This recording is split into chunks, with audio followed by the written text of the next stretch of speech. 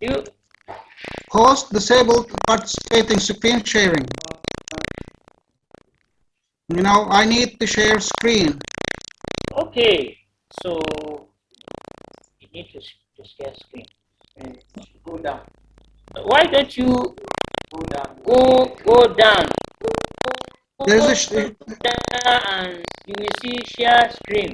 yes, I do. I hear that. With the green sign. Yes. It? Say host disabled participant shares screen sharing. I think a host must be let using sharing screen. It is disabled by host. I think the Istanbul must let me to use it. Up to now, we are waiting their assistance for that. The share scheme, normally the host supposed to contribute in that. Assalamu alaikum wa rahmatullahi wa barakatuh. Alaikum salam wa rahmatullahi wa barakatuh. Good evening. Actually, what you need to do is you have to make Professor Zeki Eker the co-host. Otherwise, he will not get the permission to share his screen. You have to make him co-host. Okay. You just press on the button of participants. There we'll see the name of Zeki Eker, and then you press on the right button upon his name. You will find the button to make him co-host. Is a host normally supposed to assist when this presentation? Yeah, actually, it is supposed to be done by host or co-host. And those are Istanbul Ilim. Yes, now it's okay. It's not okay. All right. Thank you so much.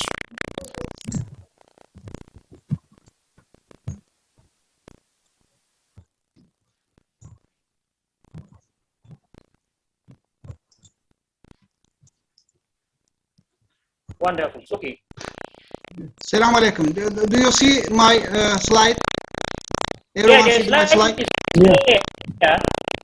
Yeah, the slide is clear to, I think, to everybody. It's clear Everybody can see the slide. The other members. I think it's clear now. Yes, you can start presenting. Since you have 15 minutes only. Well, thank you very much. First of all, I would like to thank organizing committee for organizing this meeting and inviting me to give this speech. My speech is about interpretation of scientific knowledge according to the Qur'an and Risale-i-Nur. I will start by giving the definition of objective scientific knowledge. So, any knowledge coming from repeatable experiments and or observations which could not be refuted by another experiment or observation is objective knowledge. This can be a knowledge, information about the universe itself as a whole or a part. For example, information about galaxies, stars, mountains, flowers, molecules, and atoms. That even can be the events, raining, for example.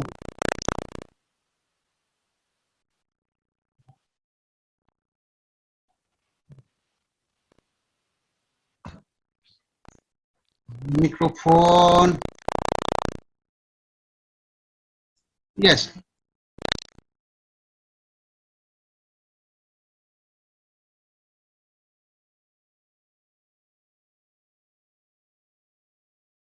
Şimdi nasıl? Şimdi iyi mi?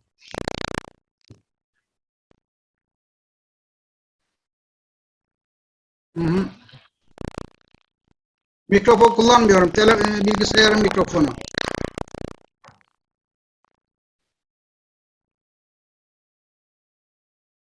Vallahi yok başka şeyde ya. Evet.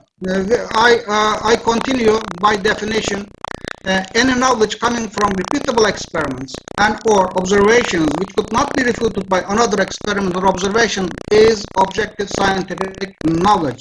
This information about the universe, parts, galaxies, stars, mountains, flowers, molecules, atoms, subatomic particles, whatever, or even events, raining, motions of sun, growing wheat, that can be, but I will be What happened? I cannot use it again. Huh.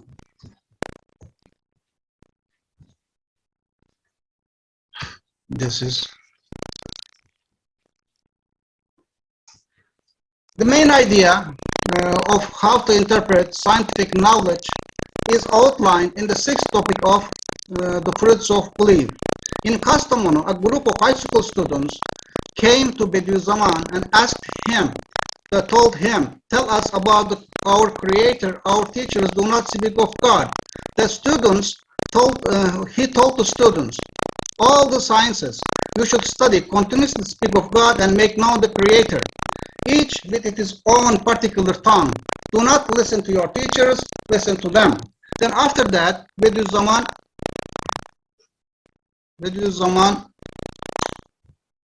it starts to giving how pharmacology, engineering sciences, science of economics, military science, electricity, natural science, science of reading and writing, how speaks of God. Not only branches or branches of branches, every topic, every particular event or an object described by objective scientific knowledge coming from observation or experiment could be seen as a letter, as a missive, as a message from the God. And this can be seen from the book flashes a phrase taken. Yes, all flowers, all fruits, all grasses, and all animals, even all trees, are all seals of divine oneness and stamp of divine unity. Here I will talk about two particular examples. Hydrological cycle.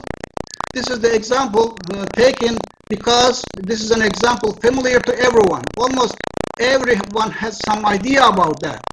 And it is important that because the water is very important, life depends on it. And this is a very typical example of contemporary objective scientific knowledge which most Muslim societies react wrongly. And another example, large-scale structure of universe. This is an example only specialists and interested readers to know.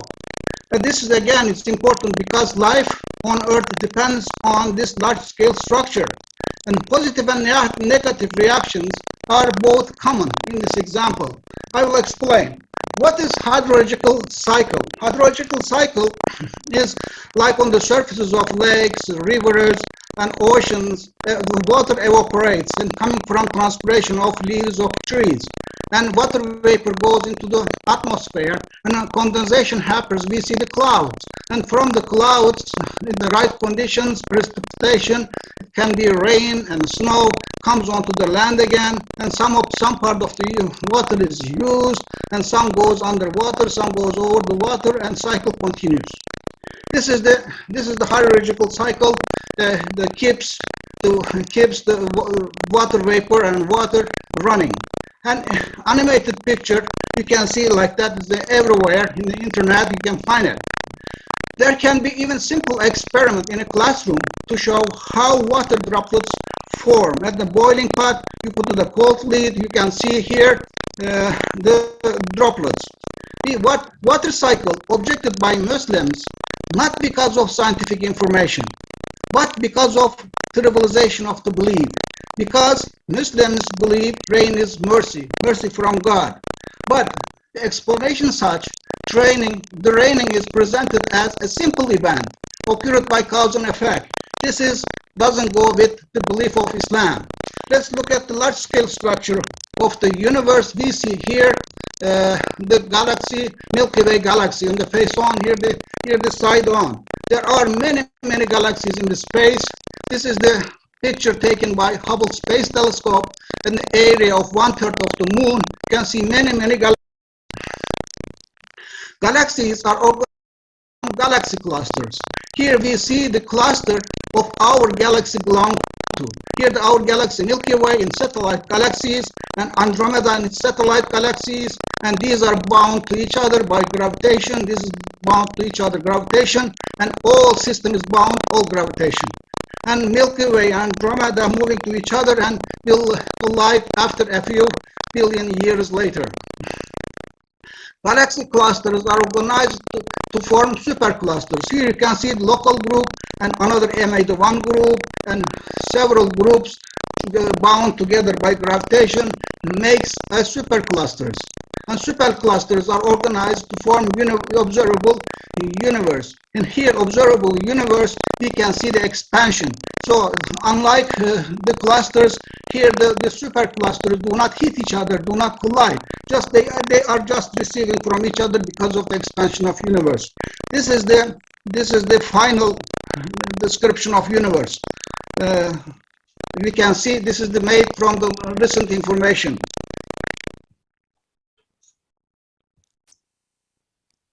When expansion of universe brings back to Big Bang, after the Big Bang and the energy subatomic particles are found from the energy, we can subatomic particles, they are made, there happens to be electrons, neutrons, protons, they combine and then dark age, or after that first stars and galaxies, and we have, this is the expansion of universe, the history of universe. And here, looking at answering a question starting how, easier than a question starting why. Stephen Hawking, maybe everyone knows this book, very famous, Stephen Hawking, Science Cannot Answer Why the Universe Exists. This is the page 174, it's hidden here. It says, a usual approach of science in constructing a mathematical model cannot answer question why there should be a universe. For the model to describe why does the universe go all the order of existence. This is the Stephen Hawking's word. We think the same rule, I think the same rule applies to its parts, not only whole universe. Even to natural events, we can say why the galaxies existed, why sun existed, why this mountain existed. You know, this kind of questions science cannot answer. But in the how side, objective scientific knowledge, and the why side, there is a subjective knowledge. We may run into questions like that. Why masses attract each other? And why sun shines since billions of years? These are the questions actually science cannot answer. But there can be answer you can hear because there is a universal law of gravitation. It is not a satisfying answer because why there is a universal law of question, a question comes after that, and question after that, all is not satisfying. And there can be another answer such that because any of two masses, planet and sun, or Earth and moon, are observed to attract each other directly proportional to each mass and inversely proportional to the squares of the distance between them. But note that this is not actually the answer for the question why. This is the answer actually the why, in the form of why. Here, sample answer in the context of how. Say you can see, it asks why does it rain, but gives an answer how it rains. It's another example. Why does it rain is a subjective answer. Science does not give answers to why. And what we will see such answers still, then what we ignore them and we treat them as not the answer for why, but answer for the how. Science answers question how, but not why. This does not mean such answers do not exist, because how objective is related to objective scientific knowledge, but why is interpretation of objective scientific knowledge. It is the interpretations. The water cycle is a mechanism to carry water from the oceans to the lands. If after giving this evaluation, we can see water cycle is the name of this duty. What's the duty? Carrying water from seas to the land, to the people, to the plants and animals to the needed in the scientific language. Water cycle is the name of this duty in the scientific language. So we can, after that, we say it rains because the rain is mercy. Looking at here, you know, we ask why the universe is expanding? We cannot find answer in the scientific language. But let's look, Qur'an says about it. Daria and the heavensly constructed strength, indeed, we are the expander. We understand why it's expanding. Similarly, we sent down iron with great might. The verse of Hadid, Surah Hadid, the 25th verse. And Yasin 38, the sun runs its course for a period determined for him. That is the degree exalted in might and all-knowing. Notice, Quran does not give answers for the question how. Why this is because objective knowledge, the answers for the how, is left for humans to learn. Humans, how can they learn? Learning by experiments and observation. Sample answers from Quran. Let's be more specific about this is the translation by Yusuf Ali, Surah Anam, verse 99. It is who sent down the rain from the skies. Behold, these things are signs for the people who believe. We can see why it rains very clearly. What about expansion of universe and why universe structured in stars and galaxies, galaxies in clusters, clusters and superclusters? This is, when the Quran revealed there will be no concept of galaxy clusters and superclusters, and then, but still we can find answers in the Quran. One example, Hajj, in verse 88, verse 18, says that though not that you got bow down in worship all things, Allah created all things for worship to Him. What are those? The sun, the moon, the stars. So we can add the galaxies, galaxy clusters. We can continue like that. The hills. After that, the trees, the animals, and the great number of mankind. We can continue. Here, there can be clues even on the scientific knowledge itself. The galaxy is like beehives. Without a hive, a bee cannot survive. If galaxy and cluster of galaxies, super clusters did not form, star formation would not continue. Production of elements on the periodic table would stop. If no sufficient elements, there will be no life. Excess of elements, again, no life. It's very critical. Here, the sample answer from the Risale-i-Nur. The inanimate lifeless cloud, this is taken from the rays, inanimate lifeless cloud that resembles carded cotton has of course no knowledge of us. When it comes to our aid, it is not because it takes pity on us. It cannot appear and disappear without receiving orders. Rather, it acts in accordance with the orders of most powerful and compassionate commander. We can see here why it rains. It concentrates more on answering the question why. About the large-scale structure of universe, without any supporting pillars, it can continue taken from the books. Again, the answers are very clearly concentrates more on answering rather than how it is, the why. How to treat objective scientific knowledge is explained by analogy in the 11th verse in the Risale-i-Nur collection. Here, there can be two kinds of, where the universe is resembled the palace. Whole universe is resembled the palace, a similarity or just analogy built by a king who is very wealthy, possessing numerous treasures with all sorts of jewelries. There can be two kinds of inspectors, that means scientists, who wanted to write about the report about the palace. One group studies it and concentrates only how it is built, what kind of material used, how many rooms, such. Briefly speaking, report is filled with objective knowledge, but nothing about why it is built, how valuable it is, what kind of art is displayed, what is the purpose of building such a place. So this kind of knowledge has no value unless properly interpreted. The conclusions, objective scientific knowledge, for example, hierarchical cycle, how it rains, objected by Muslim society, but objections are not about the knowledge itself, but about the why it is presentation. This is the trivialization of the belief the rain is mercy. Large-scale structure and expansion of universe, most Muslims are pleased to hear this because of a verse in the Quran about the expansion of heavens. Also because enormous size, vastness, curiosity reminds Muslims how powerful the Creator is. Small group is still bothered. There is a small group because God created this is not said openly in the scientific language. Science answers questions how, this is objective knowledge. Qur'an and Risale-i-Nur mostly are in the interpretation side of objective knowledge. So they are mostly gives answers to why. And objective knowledge is a value by itself. This is clear in the Hadith. Prophet, peace be upon him, resorted to Allah from useless knowledge. Usefulness of applying sciences clear. For example, engineering sciences, medical sciences is very clear.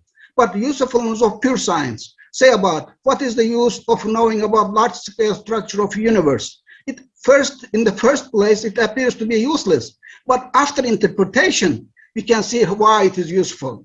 And another hadith, wise reason, that is the hikmat, is a missing property of Muslims. So here, the pressure is put on emphasize importance of interpretation of knowledge. But there is another hadith, seek knowledge even if you have to go as far as China. This is the pure objective science is also useful, even it is polluted. It is too naive. We think that Prophet, peace be upon him, didn't know about the pollution. You know, any knowledge coming from China, it will be polluted by Chinese beliefs. But still says, go to China and get the knowledge. So this is very important, and the Prophet trusts the Muslims at that time. And we can see the same kind of trust with the Badiuzzaman Said Nursi to the students. And Bediuzzaman doesn't say the students do not go in the classroom, says go in the classroom, but interpret it your own, not listen for interpretation of the teachers. And then what are the examples? Only to give them examples. Here examples are in the Quran and in the Risale-i-Nur. Here we can put a sketch about, you know, you can put an object or event, and this the reality, what are the information here, get it by two questions, how and why. Just only how side is scientific knowledge, guiding is not necessary because experiment and observation is there. But interpretation side, why guiding is necessary, because the guiding is necessary. If you left the person without guide, it can be wrong places, long directions.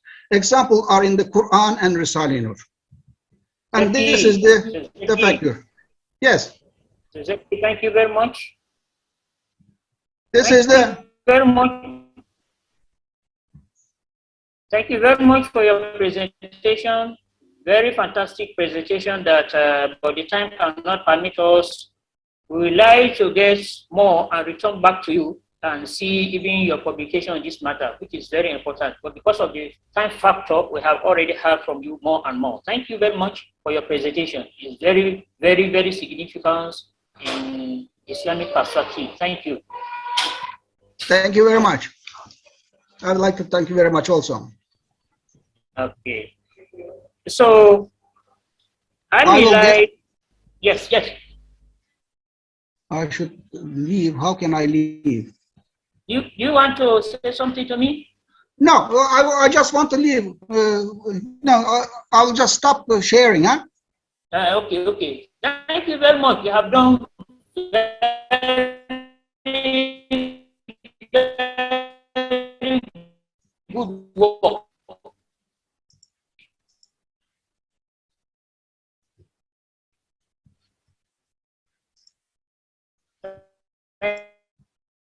Thank you very much.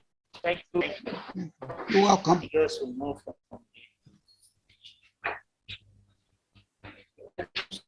Yeah, so okay, did you not stop it? How can I get out from here? You're supposed to help me. Call the next presenter. We like to go to second presenter, Sheikh Javaid Ayub. Is it Aran? Sheikh Javaid Ayub from the University of Kashmir. Yeah. Sheikh Ayub. Sheikh Javaid Ayub from the University of Kashmir. Are you around?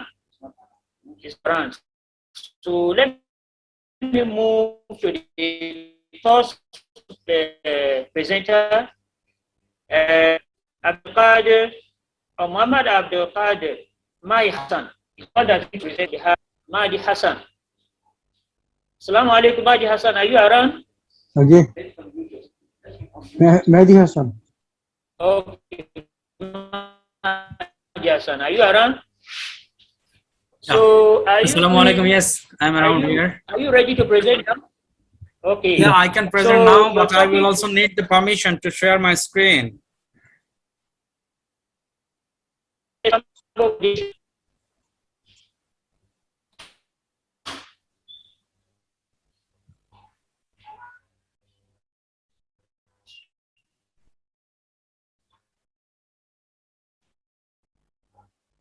Professor Mahdi Hasan is going to present a paper. Yeah, I am ready to present, but I need the permission to share my screen. Okay, try.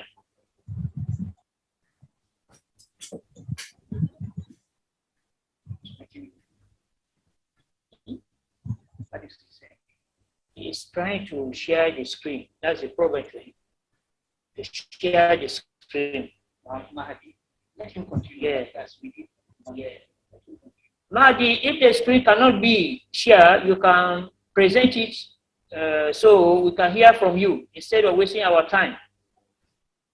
You can present it manually instead of presenting by slides. All right, I am trying. All right, if I cannot share the screen, I will try to present the paper. Yeah, you can do so. But where are the hosts? I don't know. I requested them to give me the permission so that I can share the screen. Yeah, if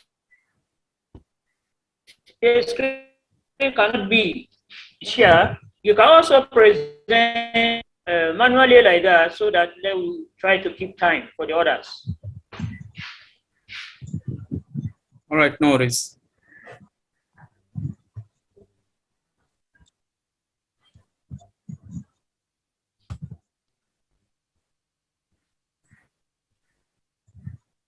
The still problem of this slide.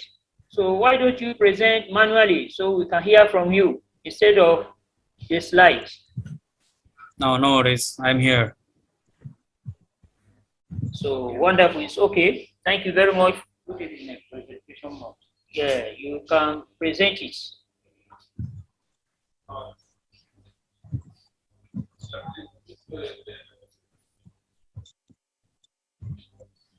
All right, Professor Adam Yusuf, am I audible to everyone? Yeah, it's okay. It's clear now. You can present. All right. Assalamu alaikum wa rahmatullahi wa barakatuh. I am welcoming everyone at the beginning of my presentation. And here, this is Mahdi Hasan from the Department of Arabic, University of Dhaka, Bangladesh. And this paper has been done by two authors. And the main author was Honorable Professor Dr. Muhammad Abdul Kadir, and I was the co-author here. And Honorable Professor Dr. Muhammad Abdul Kadir, he's the current chairman of the Department of Arabic, University of Dhaka. As the chairman of the Department of Arabic, he has some responsibilities and he has some administrative duties as well to do and to complete regularly. This is why he's a bit busy with his responsibilities and duties with the administration of the university. However, still, we can see that Professor Dr. Muhammad Abdul Kadir, he is still present with us, and he is enjoying the presentation. He has presented, he has ensured his presence with us, and this is why I would like everyone to welcome him. And I, Mahdi Hasan, will be presenting the paper on behalf of Professor Dr. Muhammad Abdul Kadir and me.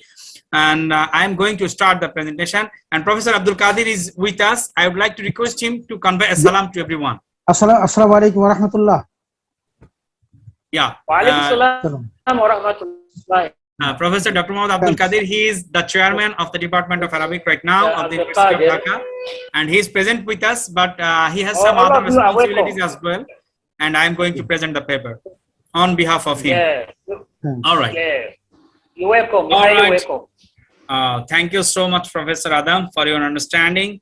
Let me start my presentation. Actually, the topic of our presentation is our paper was on role of the study centers, publications, and symposiums in disseminating the teachings of Risale-i-Nur and observation.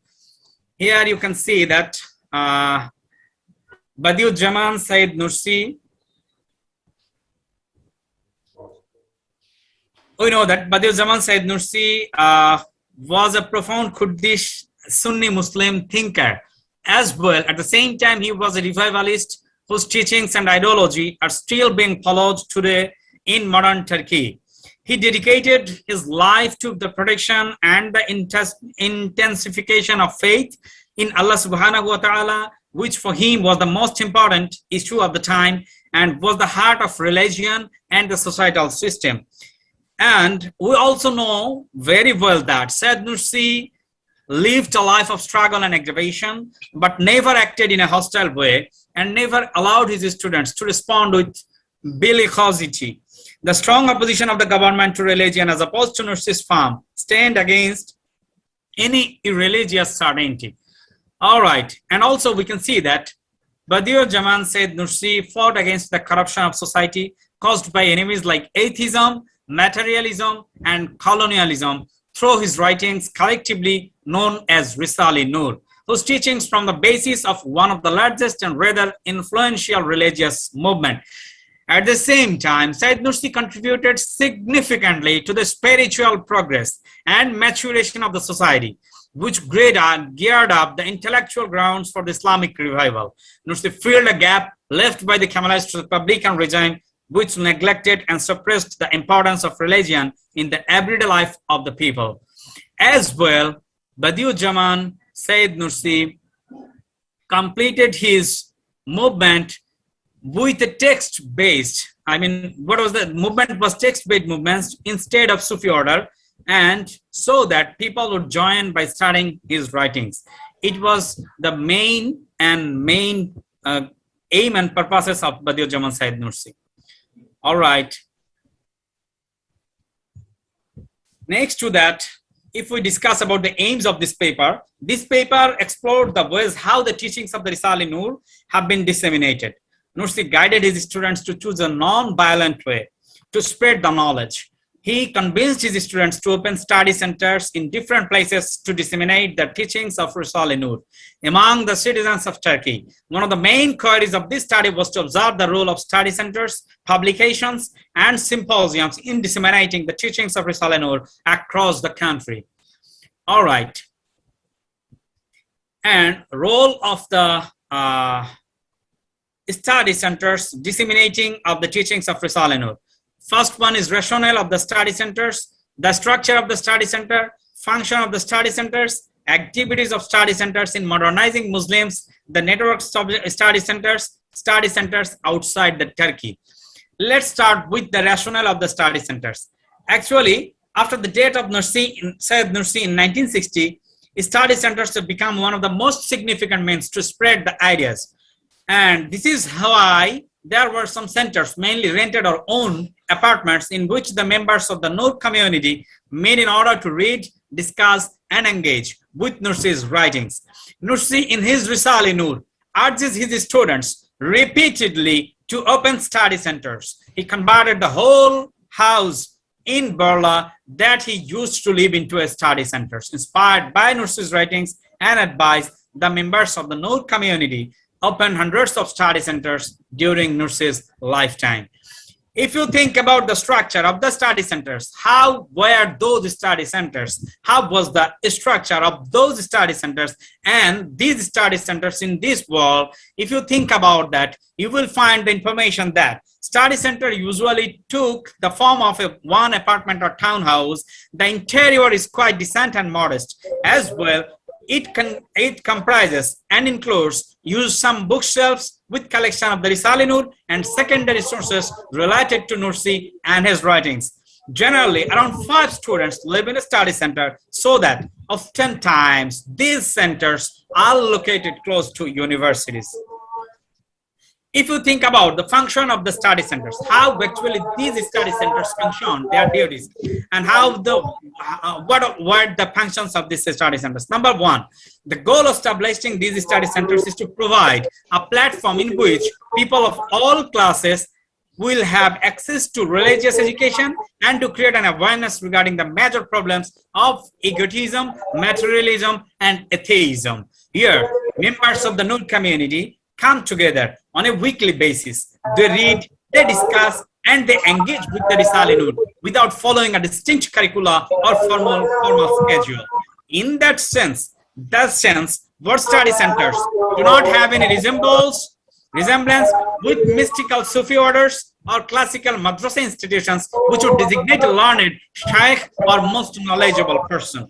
And you can see that there were another important purpose of study centers, promoting a text-oriented community through study centers has had a great impact on the education of the Muslim community in Turkey.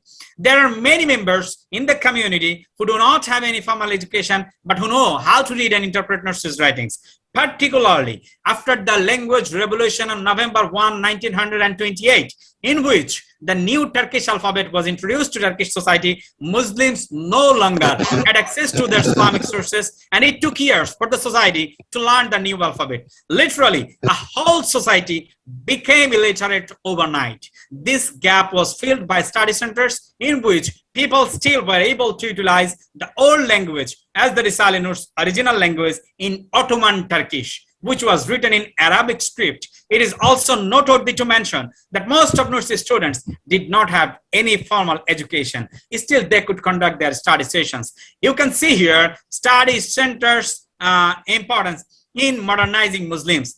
Number one, there were, 2,000 students enter into the study centers in Istanbul every year. According to the present statistics, 2,000 students enter into the study centers in Istanbul, only in Istanbul city, every year. If you multiply this 2,000 with 10 years, you will get a total of 20,000 students get the chance to be modernized in every 10 years, only in Istanbul city, with the contribution of study centers.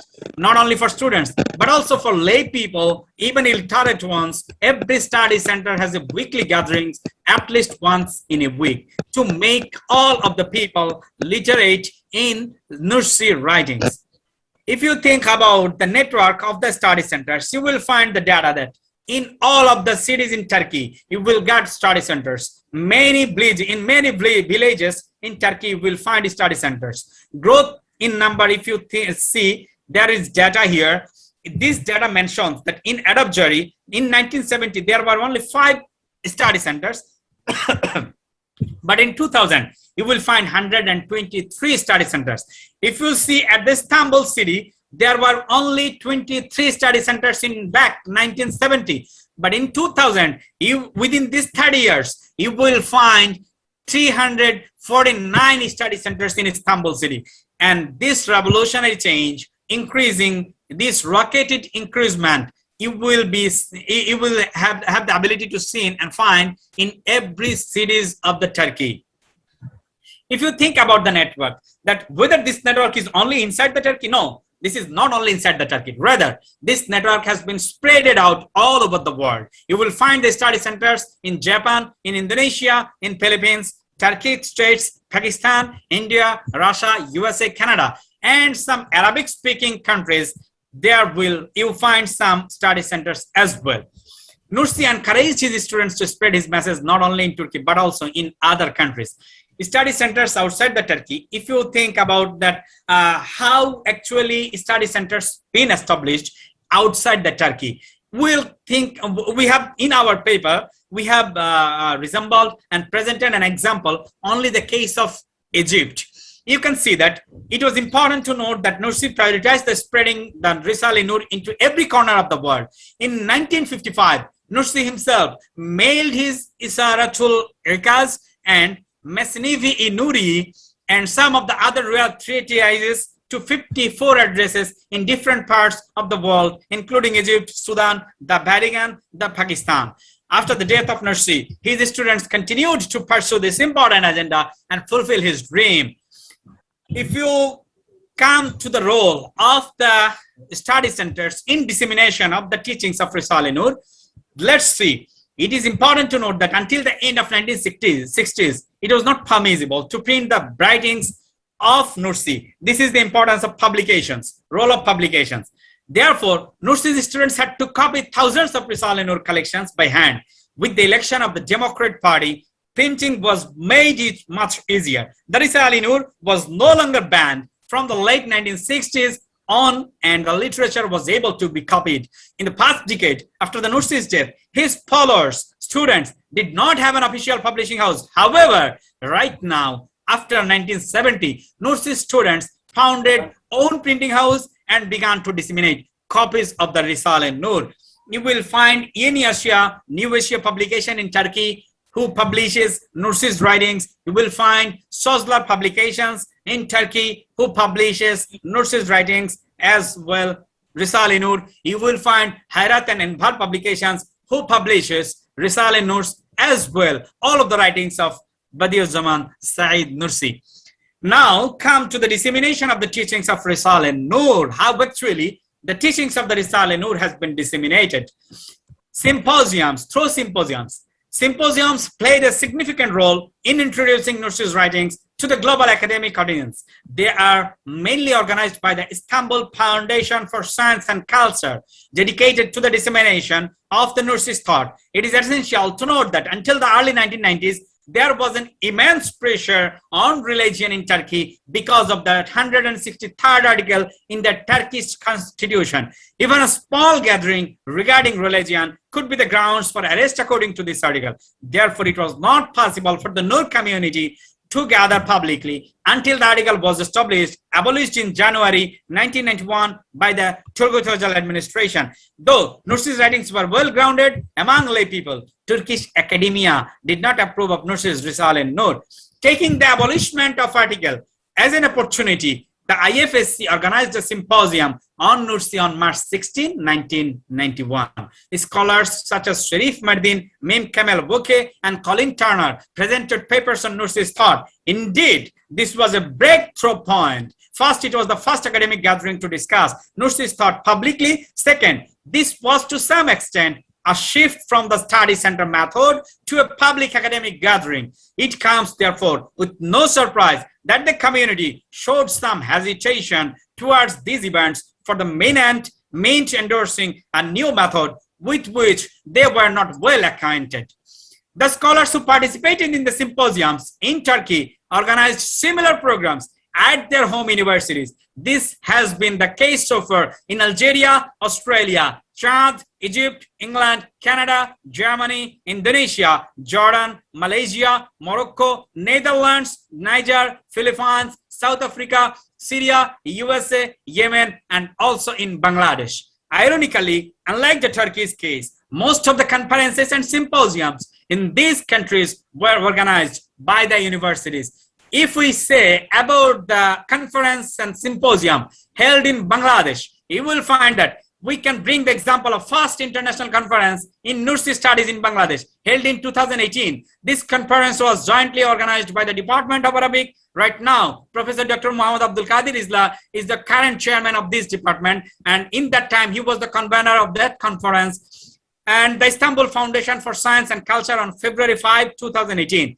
The main theme of this conference was living in peace and harmony, the Risale-i-Nur perspective. It has been observed that the symposiums have broadened the network of the study centers. Another important outcome of these symposiums is the fact that participating scholars published articles in various journals on Nursi's thought and the Nur community. In addition, many books, both in Arabic and English, were written by these participants and were published by major publication houses, both in the West and the Muslim world.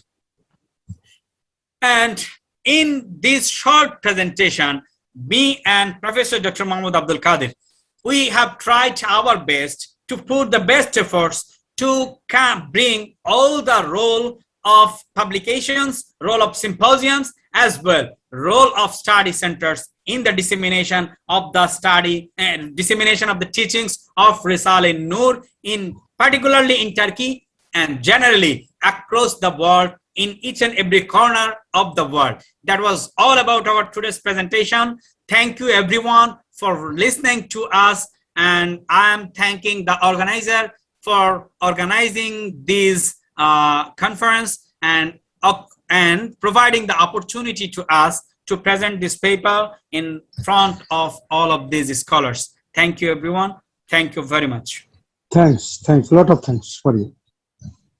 Lot of thanks.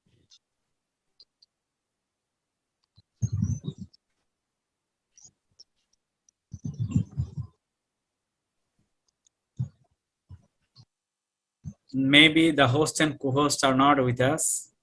Professor Adam also is outside the session. Brother Hasan, do you hear me? Assalamualaikum. Alaikum assalam. Yeah, I can hear you. MashaAllah. Very great presentation. Also, Zeki, Mr. Zeki Eker, very beautiful presentation. I do appreciate it and enjoy it. Thank you.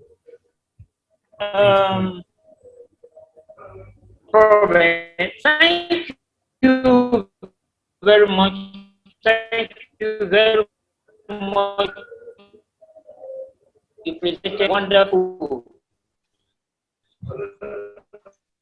presentation on behalf of from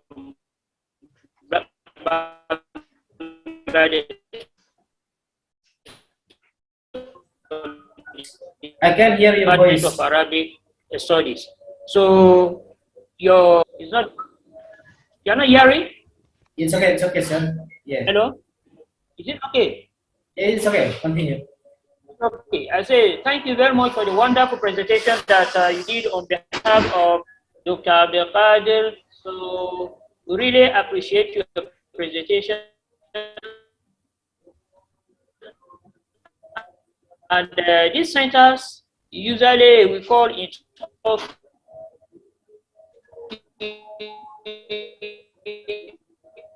Darsana, and all over now. It's not the ordinary centers for this presentation. So we'd like to hear more about you in future, about these centers. Is it me, Sofian Hadi? Thank you very much. Thank you very much. Yes, it's okay. You can. It's okay. We are now going to start another section, another person. That's Sofian Hadi. I don't know whether it's around. Sofian Hadi, is it around? I hope so. It's around from India. Hello? Yeah, Sofian Hadi from the University of Dar es Salaam, Indonesia.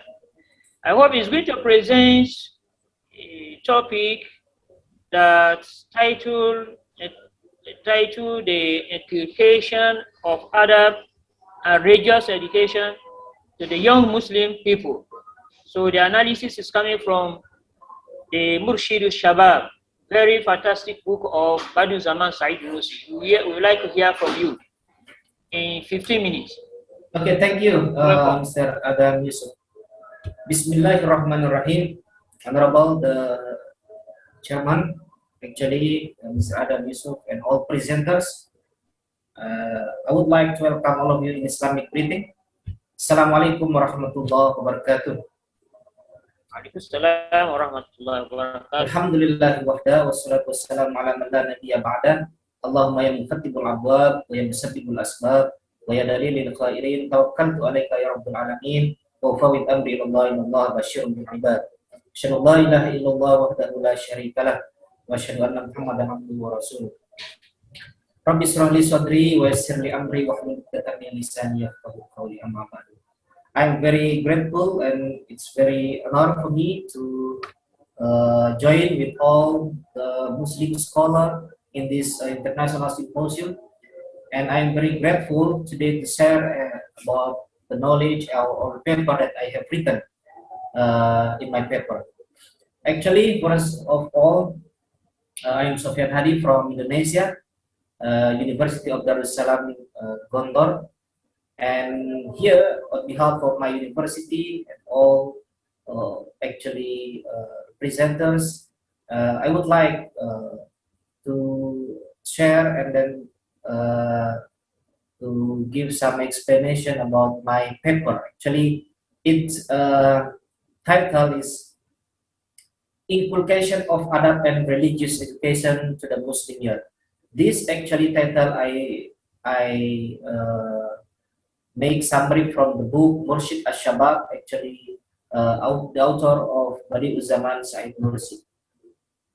Yeah, the things that really makes me very curious about the title is looking about the problem actually happen now in the new world, or in the Muslim world, especially for Muslim young generation actually happen. What is the standpoint of problem from my paper actually? This was written by Bishop Chapra actually in his book, The Turning Point. He writes about many things about the young actually. He says that there are numerous signs of social disintegration, including a rise of violence, crime, accident, and suicide. Excuse me. And then increased alcoholism and drugs abuse, and growing number of children with learning disabilities and behavioral disorder. Actually, this is actually happen now in this world. Actually, this happened to the young Muslim generation, especially for the young Muslim. And then he continued, the violent crimes and suicides by the young people is so dramatic that has called the epidemic of the violent deaths. Actually, this problem happened to be the most very serious problem actually. And then Bishop Chapra decided to describe and write the problem actually in his book, The Turning Point. We come to my title actually, the inculcation of adab. Actually, in Said Nursi book, asy-Syabâb, actually, Badiuzzaman Said Nursi actually did not really define what adab is, but actually he says adab is addressed to relation to the Quran. Okay. Even though he doesn't give it any definition, but he say that this adab is relation to the Quran. Okay. And next, let us see the definition of adab actually. What adab is actually? In Ibn Manzur, in his Risale-i-Nur, actually he defined adab as mentioned that origin of food. Adab is the invitation, refer to invite people to do good deed and prohibit doing things from evil. This is from Ibn Manzur in his Risale-i-Nur. He defines adab like that. And Syed Muhammad Naqib al-Attas also write in his book Relation to the Metaphysics of Islam, the meaning of adab. Adab is right action that springs from the self-discipline founded human knowledge whose source is wisdom. And Said Nursi in his book asy-Syabâb associate adab is adornment in reciting the Quran. Actually, to the first problem, when we see the phenomena happen actually to the young generation, how to inculcate the adab actually, or the character or the behavior to the young generation. Actually, in this book, there are three major points that I summarize, and the first is the essence of Bismillah. The second one is the knowledge or ilm to recognize God, and the third is being good young generation. This is the diagram. The first one, to overcome the problem actually happen to the young Muslim, we must use and we must recognize Allah or the essence of Bismillah. After that, after the young generation recognize Allah, and then we have to teach them about the knowledge of what? Knowledge of recognizing Allah also. And after he recognized Allah, when he says something in the name of Allah, and he recognized Allah, he recognized God, and he will be, inshallah, become good young generation or young people. Okay. Actually, in the Mursyid asy-Syabâb, Said Nursi, Badiuzzaman Said Nursi, wrote 25 advices for young generation. Actually. And then the most very important things that I summary from the book, the first one is the essence of Bismillah. The second one, the knowledge, and I focus on that problem. And then the third is being a good young Muslim. The essence of Bismillah. What is the meaning of the essence of Bismillah? Actually, Nursi stated in his book, Mursyid asy-Syabâb, is the start of all things good. When we recite in the name of Allah or Bismillah, it means that we start and we remember Allah. We too shall start with it. Now, O my soul, just this blessed, praise is mark of Islam. So it is constantly recited by all being through their tongues of disposition. Actually, when Muslims recognize that, so they will not astray, they will not forget Allah. And the second one is knowledge. The knowledge is actually, according to Said Nursi, the most highest knowledge is to recognize God, to recognize Allah Subhanahu wa Ta'ala. Knowledge is how to serve and know the Lord. The knowing the greatness of God, recognize the majesty of His creation. This is the real meaning of knowledge, according to Said Nursi in his book, Mursyid asy-Syabâb. Based on the first statement, the essence of Bismillah, and if the young people really understand about that, the parent or the teacher teach about Bismillah, and he also teach knowledge of recognizing Allah, and finally he will be being a good young Muslim. Nursi stress on how to be a good young people. Actually, he says that you always beware of their attitude and action. To the young people, Nursi try to emphasize about your attitude, about your adab, about your behavior. Okay, and good attitude is our keep action under the supreme supervision of Allah. Okay, young Muslim or young people, if he really understand and know Allah Subhanahu wa Ta'ala, and he will think that all things is on the Allah's under Allah's control. He will be always remember Allah Subhanahu wa Ta'ala everywhere.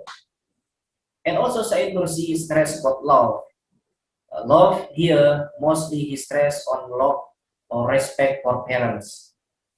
Said Nursi said that actually when Allah Subhanahu wa Ta'ala said in the Holy Quran, the verses of the verses of Al-Isra, verses 7 and verses 23, Allah said in the Quran, وَقَضَى رَبُّكَ أَلَّا تَعْبُدُوا إِلَّا إِيَّاهُ وَبِالْوَالِدَيْنِ إِحْسَانًا. This actually Said Nursi want to stress to the young Muslim, young people, to obey and to respect their parents. Okay, and then to maintain the right of their parents. Okay, and the next, come to the meaning of Bismillah. Actually, the first, Said Nursi say that remembrance. This is the first meaning of Bismillah, remembrance. Starting an activity with remembrance will provide additional blessing, benefit, and goodness for anyone who does it. The second one is gratitude, mean to thanks Allah Subhanahu wa Ta'ala. Is now just good with a positive action, but manifest of a faith in Allah Subhanahu wa Ta'ala, strong foundation for muamalah or social relationship to others. Okay, and then the thought is contemplation of what was done and what has been done.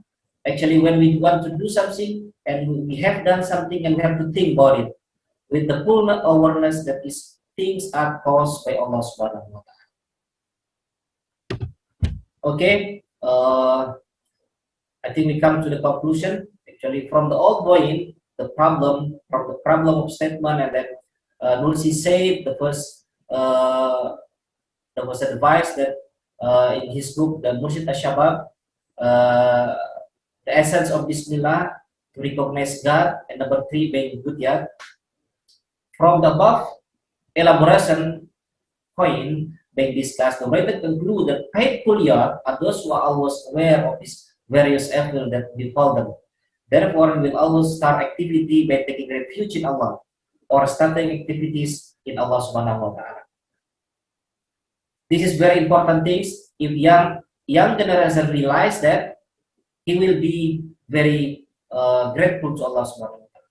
And the second one, young is not the time for extravagance. Actually, when the young people actually need a free of life, and then he wants to do everything. Actually, this, on the contrary, is the for young and recognize Allah Subhanahu wa Ta'ala, obey His command. For young to know, recognize Allah Subhanahu wa Ta'ala, and obey His command. Young time is not only. Thank you, Sofian, Hadi, for the wonderful presentation. But we don't have time. 1 minute again. And the last, okay. 2 seconds. And the last is, good young man is carefully use the word love. Nursi very stressed on this for the young people or young generation to use love not only in the tongue but in practicing. I think that's all my presentation. Thank you so much for presenting. Thank you very much. Thank you very much for your wonderful presentation. Sofian Hadi presented a very good and significant topic in Nursi studies. Thank you very much. Thank you. You are welcome. I may like to thank all the presenters. Although we did not see Javaid Ayub. That is my surprise. I did not see him, but he was on the program. So I don't know where he has gone. But maybe he will give us his own presentation later. I don't know. But the program has already been ended. Thank you for your presentation. Dr. Abdul and Mahi, Hasan, thank you very much. Sofian, thank you very much. You're welcome. And Zeki Eker, number 1, was wonderful presentation also. Thank you very much for your presentation. I would like to see you later in other occasions coming at the Istanbul Foundation of Science and Culture. So you are welcome at any time. And the Nursi studies is not only there. We are going to continue reading Risale-i-Nur in all perspectives.